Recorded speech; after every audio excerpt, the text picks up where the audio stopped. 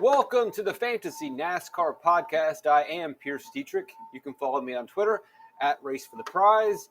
And you can also go to my website, racefortheprize.com, and that's where you will find information about how to get access to the Fantasy NASCAR Spreadsheet. You can PayPal, Venmo, or Cash App me the money, and basically I share with you.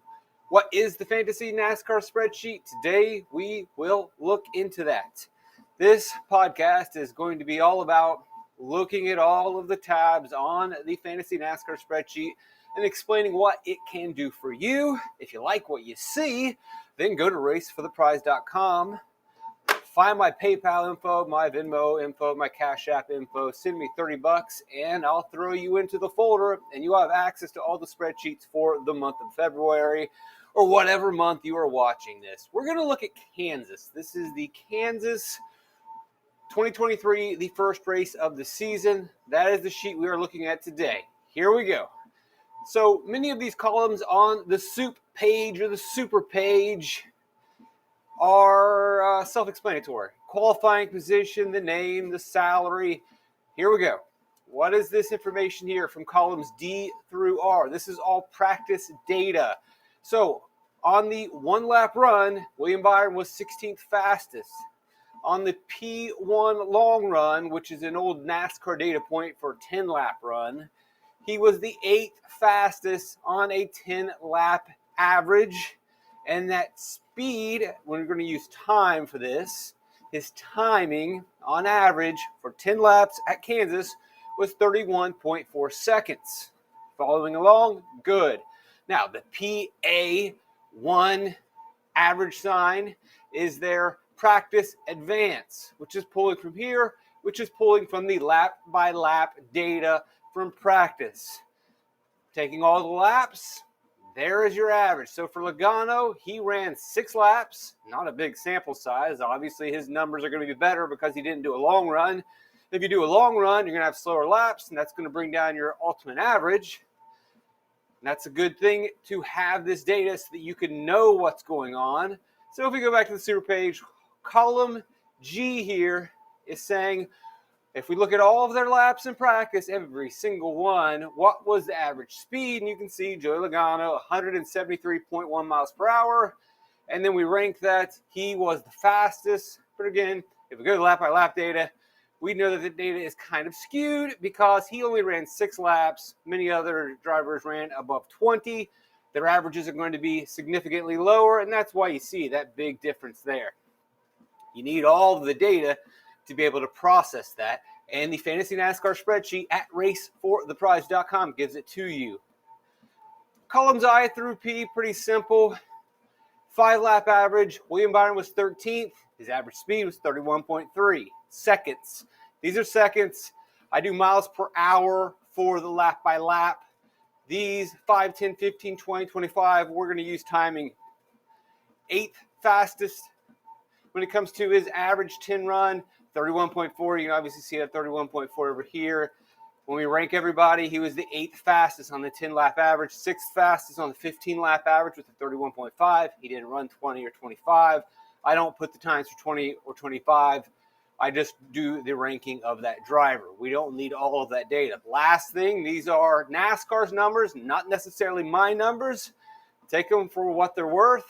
They say, on average, his lap speed was 31.5 seconds. And that was the 4th fastest. And NASCAR's numbers line up with my numbers. I've got Joey Logano as the fastest with a 173.1 mile per hour average lap on his laps. They've got him with a 31.2 second lap. That was the fastest. So we're just ranking based on averages. Cool. Now, one neat little thing that you can do if you want to identify specific drivers, I'm going to set the metric at 10. And you see these check boxes up here? What you can do to play around to highlight certain drivers, as you see how guys are highlighted, what the sheet is doing is saying, all right, if any of the columns that are checked, which are the things that I think are important for this race, let's say I think what's important is qualifying position. I want to look at the guys starting towards the front. So if their qualifying position is 10 or less, it's going to highlight them. Now, all right, now from those drivers, show me the guys, and we're going to leave the number at 10. It's going to stay static there. that are top 10 in 5-run. All right, now William Byron falls out. Ty Gibbs falls out. How about 15? Well, they didn't run them. But so you see how this is helping me highlight different drivers, find different drivers, and I can change this number to whatever I want. Maybe I want to be really critical and say I only want guys with top 5s.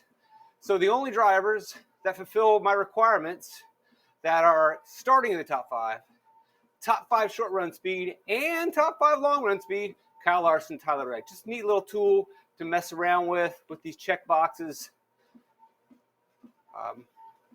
Reddick still is there. But if I check this, because neither of them ran 25, it's not going to work. But there's that neat little thing. This is pretty self-explanatory right here. Columns W through AG. It's just past results. William Byron finished 16th in 2022 in the fall, 16th in the spring race, 6th, 9th, you got it. This is where I do my projections, and if you make a copy of the sheet on your own, you can make your own projections. If I say, hey, he's going to finish first, points get calculated. This calculates place differential. So, Logano, if he finishes first, 5 place differential points. You plug in a number for hog points or dominator points. These are fast laps, laps led. You can put in however many you want. And the sheet's going to calculate your hog points, your place differential, your finishing position points, put it in the total. It'll take that total. Then what it does is it'll calculate the point per dollar play or a fantasy point per 1,000. So 6.9x.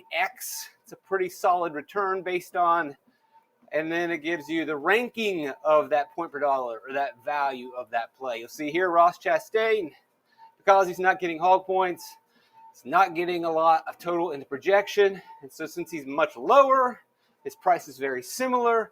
Point per dollar wise, he's only 4.9. That's at 21. Now, this new little thing here I got with these buckets, you've heard me talk about like the bucket theory before, about some people have access to certain scoring buckets. Some people can score finishing position, place differential, and hog points. For example, a bucket shows up for William Byron. Well, why? What is this doing? It's saying, hey, the guys that have a chance to really fill up their finishing position scoring bucket need to start inside the top 10. I put a 10 here, and what it's saying is, all right, if a guy's starting near the top 10, it's gotten access to the bucket, has a higher likelihood of scoring finishing position points than other drivers. Let's flip over here. We'll skip place differential for a second and say hogs. And what this is saying is if a driver is starting in the top 5, they have better access to fast laps and laps led. Still messing around with this. I might change things around a little bit. But for now, that's the simple way that I'm going to do it. And then this, if they're starting outside of the top 15, they have access to the place differential bucket. Inside it, I'm saying, maybe they don't. I still need to tinker around with this tool a little bit, but just a neat little thing about who can score points in what category. And look, William Byron is not going to be able to score place differential points. Neither is Kyle Larson. But they are going to be able to score hog position points, and they are very likely to score finishing position points. You could expand this and say, hey, man, I think anyone inside the top 15's really got a shot. Now, it kind of looks pretty static right here and silly looking right there. But that becomes a little bit more informative as we sort the sheet around a little bit different. Now we look at, all right, well, who ran well last year? And then we say, who's got an opportunity to see how the data has kind of changed and visualized a little different? Like, all right, Bo Wallace. Hey, he was a place differential guy last year. Hey, he's a place differential guy this year. So just something else to chew on and to help you out with understanding the sheet. This is just simply showing current form results from this season. Before Kansas, you could see what William Byron had been doing. Rating rank is very much like average running position. We're just taking the driver's ratings and then sorting them from best to worst. It pretty much calculates the same as average running position. I think it's easier to interpret. You can see that William Byron had the best driver rating at Darlington. Average running position can be misleading at times because that could be like a number 4 or number 5, and it's hard to really quickly differentiate and compare and contrast to other drivers. The reason I do it this way because it's a really quick, easy tool to show you who was good and who was not as good. When you use average running position, it just takes up a little bit more brain power. It's a little bit more time consuming, and there's a lot of information on this sheet, and I know that a lot of times you're rushing before lock. And the simplest, easiest, and most beneficial way is to do this rating rank system. to give you quick information, like really simply, you can see real quick that William Byron had been a top driver in practically half of the races, because you can see the 1s and 2s. If that were average running position, as opposed to rating the drivers based on their driver rating from 1 to 40, you may not be able to process that data as efficiently and definitely not as quickly. But when we take the driver rating and we simply sort it from best to worst, 1 to 40, and then we present it in that format, it's really easy to say, all right, this guy his current form is off the charts. And also using these numbers helps separate from some of the noise that you get over here, where a driver may not get the finish they deserve. They may have run a lot better than where they finished, or maybe they finished a lot better than where they ran. So to be able to compare and contrast these two numbers gives you a really good idea of, maybe some fluke finishes, or maybe some drivers who are ready for some positive regression or negative regression, you name it. Here you can simply see in the last 5 races at Kansas, or the last race at Kansas, top 5 laps. William Byron, you can see the dark green, 59% of his laps in the last race at Kansas were top 5. That's a guy you want to play. Kyle Larson only ran 10%. So, again, another data point to show, right, previous track, where was he running? Because the drivers that are running up front obviously are fast, have their opportunity to lead laps. Here you can see Dietrich data. This is where I have my own proprietary algorithm that looks at top 5, 10, 15, 20, looks at a bunch of different data points and then ranks drivers from 0 to 100. So Ross Chastain got a perfect score at Nashville. He won the race. It's just another way of measuring people with a more finer comb, as opposed to rating rank or finish or average finish.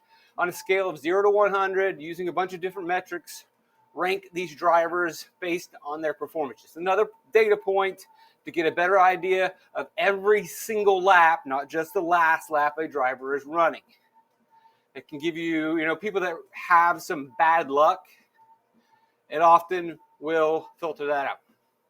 So, I've already shown you the lap-by-lap data. Sometimes the scraper and NASCAR's refresh rate don't necessarily align, so laps will get missed at times, but for the most part, it nails everything.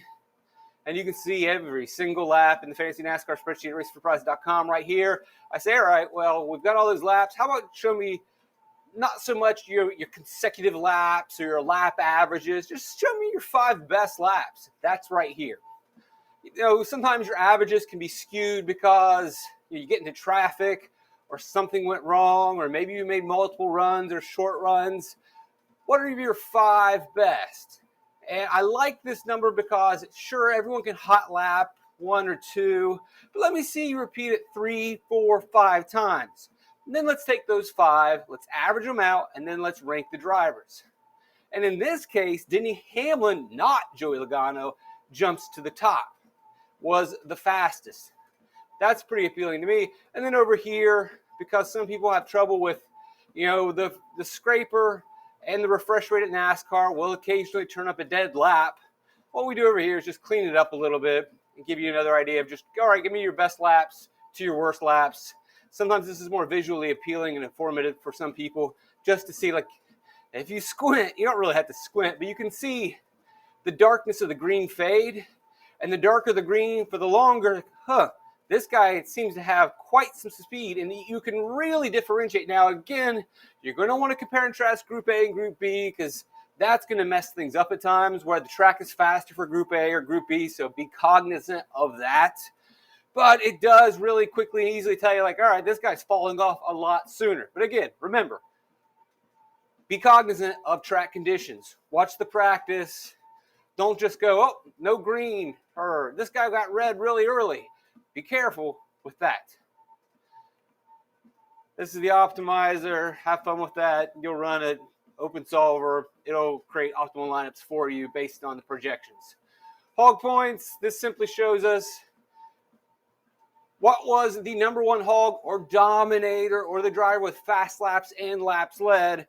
What was the amount of fast laps and laps led points scored by the driver with the most? So if we look back at the fall 2022 Kansas race, the driver that scored the most hog points or dominator points or basically fast laps plus laps led points, he scored 42. The driver with the second most fast laps / laps led points scored 23. The driver who scored the most fantasy points. I'm sorry, gosh. I apologize. The driver that finished on the top of the DraftKings scoreboard, or the most DFS points, scored 42 hog points. The driver with the second most points scored 23. Now, the driver that finished third in DFS really didn't score a lot of hog points. More than likely, a bunch of place differential points. And so you can see the top 10 scores, at least in the top 7, you had 5 drivers at Kansas score 10 fast laps / laps led points or more, or hog points. And we can see on average over the last 8 years, on average, the number one performer on DraftKings is almost 50 hog points. On average, the second place DFS driver is almost 29. And that gives you an idea, and that will lead you down, hey, do I need to target hog points? Do I need to target dominator points? Do I need these? Yes, you do. Now, these columns over here will tell us starting position. So, on average, or last 2022 fall, the driver that started first scored 18 hog points. In that same race, the driver that started second, he only scored 5. The driver that started on the second row scored 42 hog points, fast laps / laps led points. And you're going to see, over the last 8 years, generally, the driver with the most dominator points, I'm saying them all for you, hog points, fast lap points, generally they're starting up front. The number one, the pole sitter, on average over the last 8 years is getting 27 points in the books. Seems like you just want to lock in the pole sitter at Kansas. Only in 2020 spring and 19 fall did they let you down. These other races, they're knocking it out, so you just say, hey, this is what the trends say. Probably want to lock them in. And then we can see the same thing here. Now we're going to do it based on driver, and you can see that Kyle Larson, 2022, 16 hog points, 49 hog points, 63 hog points. Obviously, he missed those 2020 races. But you can see what the specific drivers have done in terms of dominator points, hog points, hammer points, fast laps / laps led points, whatever your nomenclature is. And you can also see the maximum. What is the maximum amount of hog points that Kyle Larson's ever scored? 63 in the last 8 races. Pretty strong. Okay, these are all pretty self-explanatory. Previous races, you got it. You can see all the last Kansas races going back in time. This is simply where I put some practice data to import. Previous track history, you can see his rating rank at Kansas. You can see his DFS rank at Kansas. So if we look back, we can see that Kyle Larson scored the most fantasy points in 2021. In the 2022 fall race, he scored the 11th most fantasy points. This is their DFS rank. This is how many fantasy points they scored. You can see Truex, top 10 fantasy day, top 10 fantasy day, nice, beautiful. And then we just average it out. You look at Kyle Larson at Kansas over the last 8 years, which are 9 races, although he only participated in 7 of them. On average, he's finishing third on the DFS scoreboard. He's got 2 number ones. He's on top of the poll. 5 times he's been in the top 5. 6 times he's been in the top 10 in terms of DFS. And that 7th was an 11th. Just some quick information and data. Hog 23, this tells you the races. We got the drivers, we got the race, and the hog points they scored. So Kyle Larson in the first Richmond race, 30 hog points. Talladega, none. Got it? Good. Pretty simple, average running position at the specific races. Results. This is just where they finished. William Byron won Phoenix, finished 32nd at Atlanta. Rating rank, I've already explained this. Same thing. 2022 results. This is where I put qualifying data. This is where I put salaries, laps from the most recent Kansas race. Every one of them, all in there. Laps from the second most recent Kansas race. They're all in there. Another 23-11 racer. They swept that year in 2022. Dietrich data, before I explain that. Top 5 percentage. So William Byron ran 99% of the laps inside the top 5 at Phoenix. He did not run any laps in the top 5 at the Bristol Dirt Race. At Darlington, 87% of his laps were in the top 5. You can even go back to the previous Kansas race, look at the practice data from the previous Kansas race, and then compare that with the projections, and you compare that also with the results. Tyler Reddick started on the pole pretty fast in practice, finished 35th. Yikes, ouch. Well, it happens. So if you want to go and see if there is some practice correlation, you can go through the most recent Kansas race. This would have been fall of Kansas, or it might have been spring Kansas. And then let me look. This was Kansas for fall Kansas, because Bubba Wallace won the fall Kansas race. So you can look at the fall 2022 race. So imagine you're playing spring 2023 Kansas. Like, well, let's look at the last race. Let's look at the correlation between practice data and his projections. I projected Bubba Wallace ceiling at 3rd.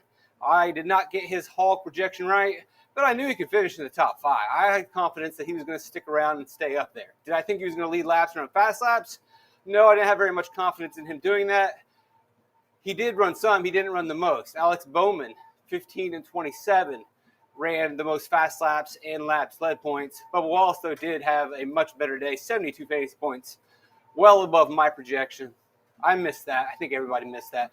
But what you would look for is say, all right, he had a really good day. Did he show something in practice? Well, he was 4th fastest on the short run. He was 6th fastest on the 5-lap average.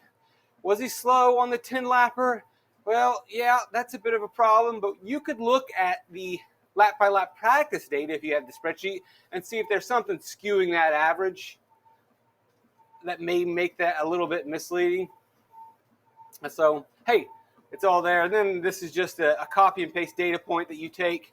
If you're messing around with the mass entry tool, you just copy and paste the data. I've got a thing that'll explain you how to do that. There's a video for that. All right, thanks for joining me. Please go to racefortheprize.com if you like what you see. And then paypal.me/Pierce Dietrich or venmo.com/racefortheprize. That's the number 4. Or cash.app/moneysign/Pierce Dietrich. Send $30 my way. Give me your email address. I'll add you to the folder. And you can start playing around with this data, making copies of the sheet and manipulating it however you would like. And now, folks, I am off to watch, which I've been watching out of the corner of my eye, the Rolex 24. We got 20 hours left. Watch some Royal Rumble. Giddy up. Trip to Light's fantastic.